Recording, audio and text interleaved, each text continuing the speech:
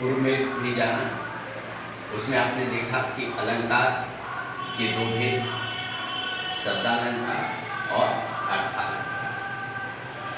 शब्दालंकार जहाँ पर काव्य में शब्दों के कारण सौंदर्य की अभिवृद्धि हो जाए, अर्थात काव्य की सुंदरता बढ़ जाए, वहाँ पर वह शब्दालंकार। लेकिन काव्य की जिन पंक्तियों में उसके शब्द के आधार पर नहीं, बल्कि शब्द के अर्थ के आधार पर सौंदर्य की अभिवृद्धि होती है, वहाँ पर वह अर्थालंकार होता है।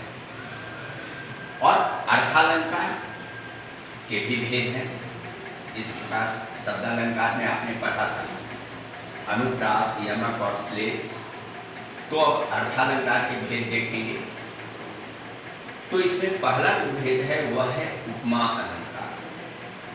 पहला जो भेद है वह है उपमा अलंकार। दूसरा है उत्प्रेक्षा, दूसरा है उत्प्रेक्षा। तीसरा है रूपक। चौथा है मानवीकरण और पांचवा है अतिशयोक्ति। ये जो हम बतला रहे हैं वह मूल भेद जो कि आपको पढ़ना है, ठीक है। इसके और भी भेद होते हैं, लेकिन अभी मैं उतना ही बतलाऊंगा जितना आपको पढ़ना है और जिसकी जरूरत है। तो अर्थालंकार के 5 भेद, ठीक है। तो सबसे पहले हम उपमा अलंकार को देखेंगे। उपमा, उपमा अर्थात किसी से तुलना। आपने पहले भी पढ़ा होगा। तो यहाँ उपमा का मतलब होता है किसी वस्तु की किसी से हम तुलना करते हैं।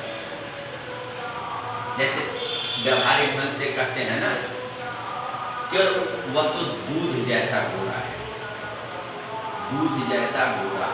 तो अब देखिए, गोरा, गोरा की तुलना किससे कर रहे हैं? दूध से। तो अब एक चीज सबसे पहले ध्यान देना होगा कि जिस वस्तु की तुलना करते हैं वह कहलाता है उपमेय, और जिससे तुलना करते हैं अर्थात जिसकी उपमा देते हैं वह कहलाता है उपमान। क्योंकि इसको ध्यान में रखने की जरूरत है, नहीं ध्यान में रखेंगे समझ में नहीं आएगा। जब आप उदाहरण को देखेंगे तो इसको याद रखना बहुत जरूरी होगा। तो उपमेय अर्थात जिसकी तुलना की गई, और उपमान जिससे तुलना की गई। तो यहाँ एक जो उपमा अलंकार है, उपमा अलंकार में एक की तुलना किसी और से की जाती है। जैसे देखेंगे उदाहरण में, अगर बहुत सारी पंक्तियां हैं तो हरिपद कोमल कमल से, हरिपद कोमल कमल से। और भी पंक्तियों को मैं बतला दूं, जैसे देखिए, जल उठा स्नेह दीपक सा। तो अगर हम पहले उदाहरण को देखें, हरिपद कोमल कमल से, तो हरिपद, हरिपद, हरि अर्थात विष्णु, हरि अर्थात कृष्ण, और पद यानी पैर। तो हरिपद यानी विष्णु के पैर, या फिर हम कृष्ण का पैर भी कर सकते हैं। तो कोमल कमल से, तो विष्णु के पैर की तुलना हम किस चीज से कर रहे हैं?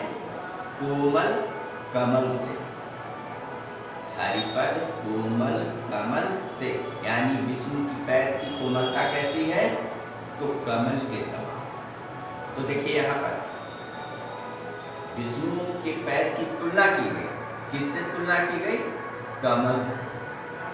तो जहां पर इस तरह की पंक्तियां हो वहां पर वो उपमा अलंकार होता है।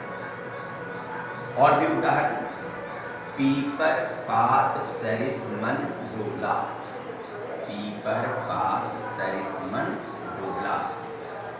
पीपर, पीपर यानी पीपल, पात, पात यानी पत्ते, सरिस यानी समान, मन डोला, मन जो है डोला, डोला यानी हिला, हिलना।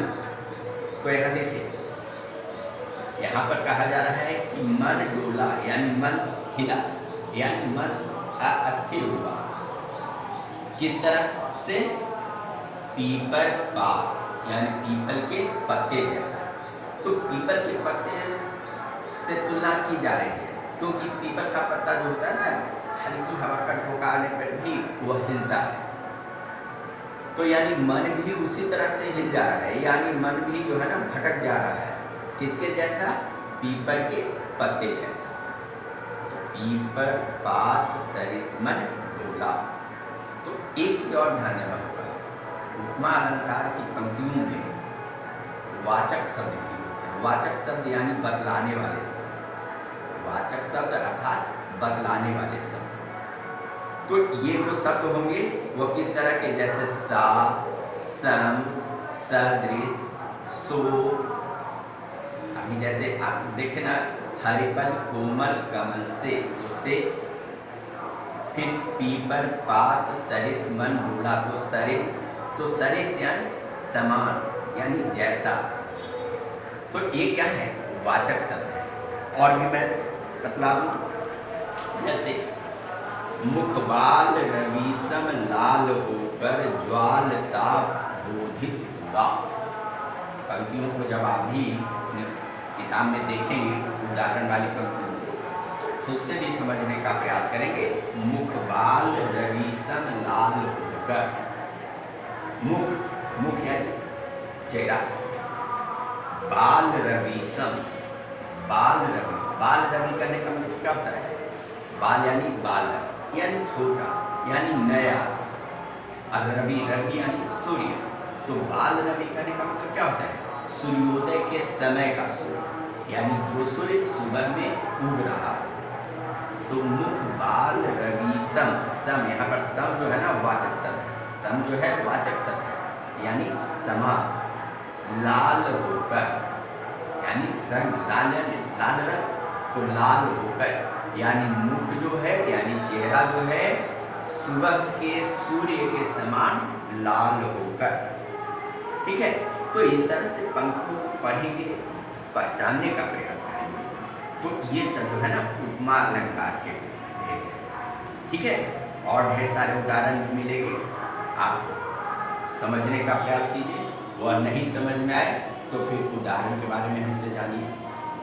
अब इसके बाद देखेंगे, दूसरा है उत्प्रेक्षा। दूसरा है उत्प्रेक्षा। उत्प्रेक्षा क्या है? जहाँ उपमेय में उपमान की संभावना, जहाँ उपमेय में उपमान की संभावना। पहले भी हमने बतलाया, उपमेय क्या, उपमान क्या।